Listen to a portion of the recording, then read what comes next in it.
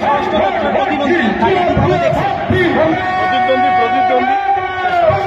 হোক অথবা প্রধানমন্ত্রী ভোটের ময়দানে বিপক্ষে যিনি দাঁড়াবেন তিনি প্রতিদ্বন্দ্বী।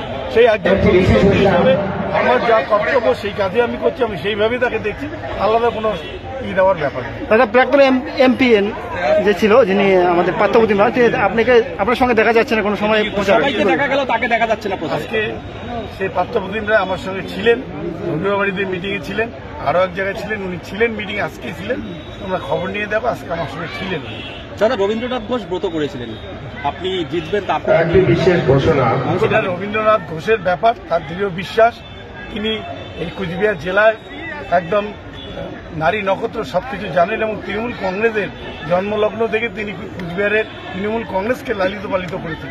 তার এই প্রতিজ্ঞা এটা জয়ের ক্ষেত্রে আরো বেশি করে অ্যাডভান্টেজ দেবে, সেটা আমি অন্তত মনে করি। জ্বলন্ত সমস্যা নদী ভাঙন রয়েছে, কিভাবে দেখবেন সে বিষয়ে? আমরা নদী ভাঙন নিয়ে বিভিন্ন জায়গায় কাজ করছি, কিন্তু কেন্দ্রের সরকার কিছু কিছু জায়গায় কিছু বোর্ড আছে যেগুলো বিভিন্ন অন্য রাজ্যে, যেমন ব্রহ্মপুত্র বোর্ড, সেখান থেকে আমাদের সেচের জন্য বা নদী ভাঙনের জন্য কোনো টাকা দিচ্ছেন না। রাজ্য সরকার আমাদের নিজস্ব সেচ দপ্তরের টাকায় আমরা অনেকগুলো নদীবাদ করেছি এবং আগামী তো করবো, ধাপে ধাপে সে কাজগুলো হবে।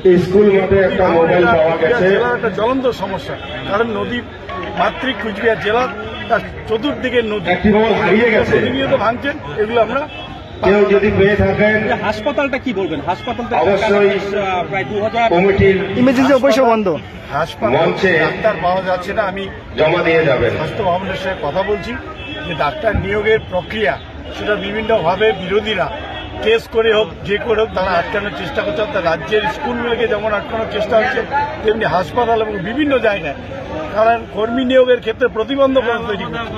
বারে বারে তারা হাইকোর্টে, সুপ্রিম কোর্টে কেস করে যাতে আমরা নিয়োগ করতে না পারি, সেই কাজটা বিরোধীরা করছে। আমরা সেটা ওভারকাম করে আগামী দিনে সেই কাজটা আমরা করবো। ডাক্তার নিয়োগ শীঘ্রই হবে এবং নির্বাচনের পরে সেই নিয়োগ পদ্ধতি শুরু হবে।